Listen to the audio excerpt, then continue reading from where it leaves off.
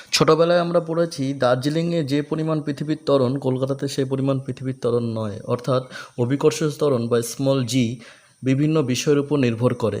কি কি বিষয়ের উপর নির্ভর করে এক নজরে দেখে নাও। ভূপৃষ্ঠ থেকে যত উপরের দিকে উঠব অর্থাৎ উচ্চতার জন্যে জি এর পরিবর্তন হয়।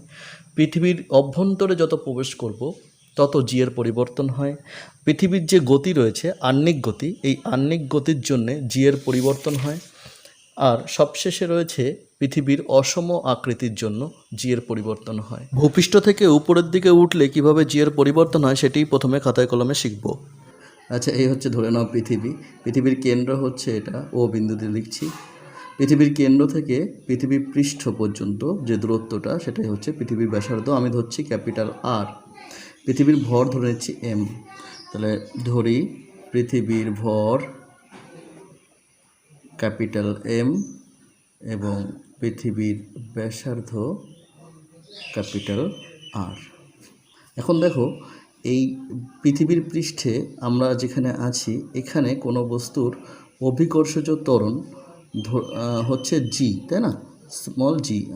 এখন এই স্মল জি এর যে রাশিমালা সেটা আমরা আগেই বের করেছি। পৃথিবী পৃষ্ঠে স্মল জি সমান সমান capital G into capital M by R square. এই আর হচ্ছে পৃথিবীর কেন্দ্র থেকে ভূপৃষ্ঠের দূরত্ব, অর্থাৎ বস্তুটির দূরত্ব। এটাকে 1 নং সমীকরণ দিলাম। এবার ধরো আমি পৃথিবী পৃষ্ঠ থেকে এইচ উচ্চতায় উপরে উঠেছি। এই পৃথিবী পৃষ্ঠ থেকে এইচ উচ্চতায় উপরে উঠেছি। এরকম জায়গাতে ধরে নিচ্ছি সেই পৃথিবীর ত্বরণ হবে জি ড্যাস্ট। তাহলে জি ড্যাস্ট এইচ উচ্চতায় পৃথিবীর ত্বরণ জি ড্যাস্ট কত হবে? জি ড্যাস্ট হবে, দেখো লক্ষ্য করে দেখো, এই আগের সমীকরণটা জি এম, এখানেও তাই জি এম অপরিবর্তিত রয়েছে। মহাকর্ষ ধ্রুবক এবং পৃথিবীর ভর দুটোই ধ্রুবক রাশি বা বলতে পারো কনস্ট্যান্ট, দুটোই অপরিবর্তিত, তাই জি ইন্টু এম। কিন্তু এখানে আর, যেটা আগের সমীকরণে আর ছিল, অর্থাৎ এখান থেকে এটুকু দূরত্ব আর ছিল, এখানে এখন ও বিন্দু থেকে এই উচ্চতায় দূরত্বটা কত? এখন দূরত্ব হচ্ছে আর প্লাস এইচ, তাই না? এখান থেকে এটুকু হচ্ছে আর, এখান থেকে এটুকু হচ্ছে এইচ, তাহলে আর প্লাস এইচ হবে এখন দূরত্ব। তাহলে এই সমীকরণে এই দূরত্ব যেখানে আগের সমীকরণে আর ছিল এখন হবে আর প্লাস এইচ তার হোল স্কোয়ার। এটাকে 2 নং সমীকরণ দিলাম। এখন 2 নং সমীকরণকে 1 নং দিয়ে ভাগ করলে আমরা যেটা পাবো সেটা হচ্ছে জি ড্যাস্ট বাই জি সমান সমান GM by R plus H whole square ভাগ জিএম বাই আর স্কোয়ার। এটাকে সমাধান করলে কি হবে? এটাকে সমাধান করলে হবে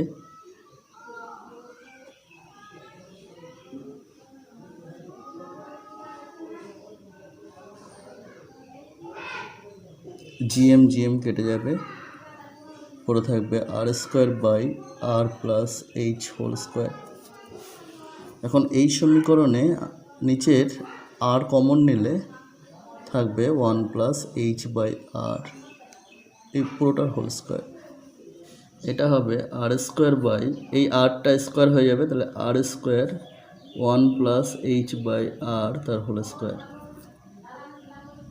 এবার আর স্কোয়ার কেটে যাবে, পরে থাকবে 1 by 1 plus H by R তার whole square, that is 1 plus H by R whole to the power -2। এখন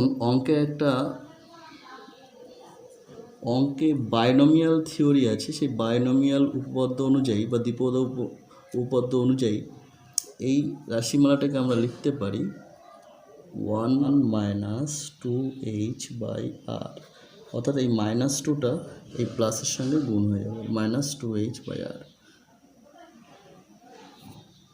সমীকরণটা পরিষ্কার করে লিখছি, জি ড্যাস্ট বাই জি সমান সমান 1 মাইনাস 2h বাই আর। এখন অতএব জি ড্যাস্ট সমান সমান কত হবে? জি ইন্টু 1 মাইনাস 2h বাই আর। এই সমীকরণটাই দেখো লক্ষ্য করে যে পরিবর্তিত যে অভিকর্ষ ত্বরণটা হলো সেটা আগের যে অভিকর্ষ ত্বরণ ছিল স্মল জি, তার তুলনায় কমেছে, কারণ জি এর যে সহগ রয়েছে সেই সহগে 1 মাইনাস সামথিং রয়েছে, তাহলে একের থেকে কোনো কিছু বাদ দিলে সেটা একের থেকে কমে যায়, তাহলে এই মানটা এই জি এর থেকে কমে যাবে, অর্থাৎ পৃথিবীর পৃষ্ঠে যে ত্বরণ ছিল তার থেকে কম হবে ওই এইচ উচ্চতায় যে ত্বরণ হয়েছে তার মান। তাহলে আমরা বলতে পারি পৃথিবীর থেকে যত উপরের দিকে যাব তত পৃথিবীর ত্বরণ কমতে থাকবে। পরীক্ষায় যদি আসে যে পৃথিবী থেকে যত উচ্চতায় উঠব তত পৃথিবীর ত্বরণ কমে কি না বাড়ে সেটা প্রমাণ করে দেখাও, তাহলে এইভাবে করে আসতে হবে। সমীকরণের শেষে যেটা এসেছে একটা জিনিস মাথায় রাখবে, এটা কিন্তু বাইনোমিয়াল উপপাদ্য অনুযায়ী এই সমীকরণটা আমরা পেয়েছি, অর্থাৎ এখানে এই আরের তুলনায় এইচ খুবই ছোট, মানে আরের তুলনায় এইচের মান অনেক অনেক অনেক ছোট, তাই এখানে বাইনোমিয়াল থিওরিটা অ্যাপ্লাই করেছি, তার জন্য এই সমীকরণটা এসছে। তাহলে কোন অঙ্কে এই সূত্র প্রয়োগ করবে আর কোন অঙ্কেই বা এই সূত্রে প্রয়োগ করা যাবে না সেটা একটা উদাহরণ দিলে পরিষ্কার হয়ে যাবে। অনেকেই আমাদের ক্লাস 11-এর ছেলেমেয়েরা এই জায়গাটাই একটু বুঝতে ভুল করে, সেজন্য আবার বলছি, এই এইচের মান আরের তুলনায় যখন অনেক ছোট, অর্থাৎ পরিষ্কার করে বুঝিয়ে দিচ্ছি, ধরো আরের মান পৃথিবীর ব্যাসার্ধ আমরা জানি কম বেশি 64,000 কিলোমিটার প্রায়, তো 64,000 কিলোমিটার হচ্ছে আরের মান। এখন দেখা যাচ্ছে আমি ভূপৃষ্ঠ থেকে মাত্র 10 কিলোমিটার উপরে উঠলাম, তাহলে এইচের মান হলো 10।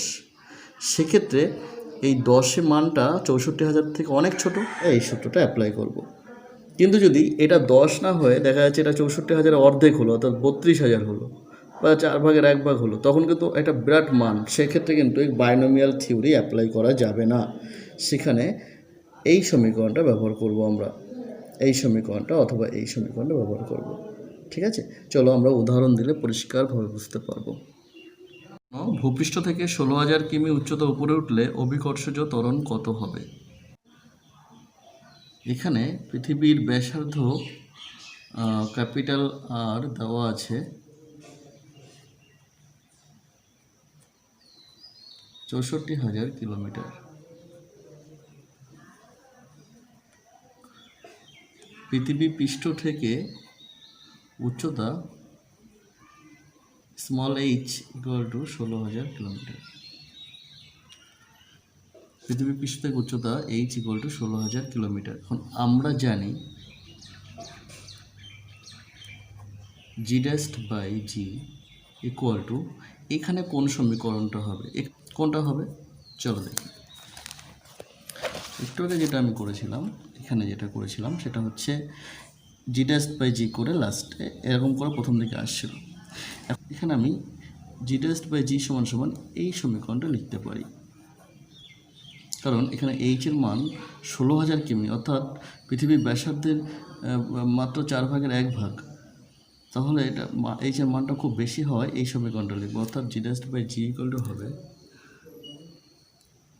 আর square by R plus H এর whole square equal to R square by R square into 1 plus H by R এর whole square 1 by 1 plus H by R এর হোল স্কোয়ার और जी ড্যাস্ট সমান সমান জি ইন্টু 1 বাই 1 প্লাস মানটা বসিয়ে দিচ্ছি, H এর মান হচ্ছে 16,000 বাই আর এর মান হচ্ছে 64,000,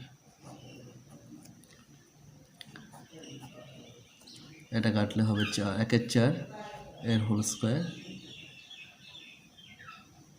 equal to g into 1 by, এটাকে লসাগু করলে হবে 5/4 এর whole square, that is g into 1 by 25/16 গুণ করলে হবে 16 জি বাই 25, রাইট।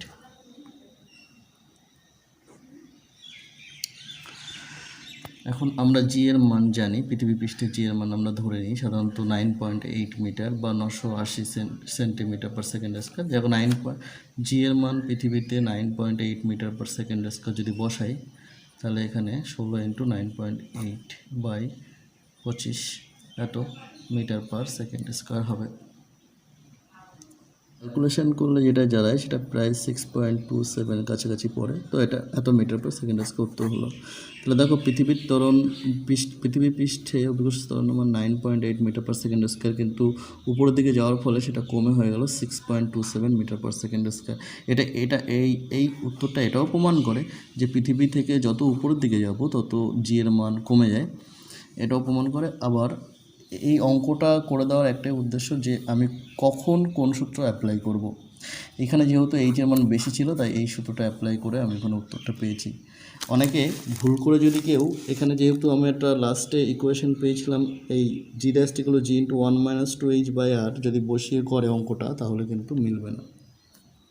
তখন ভাববে যে কেন মিলছে না, কি হচ্ছে, এই কনফিউশনের মধ্যে অনেকেই পড়ে।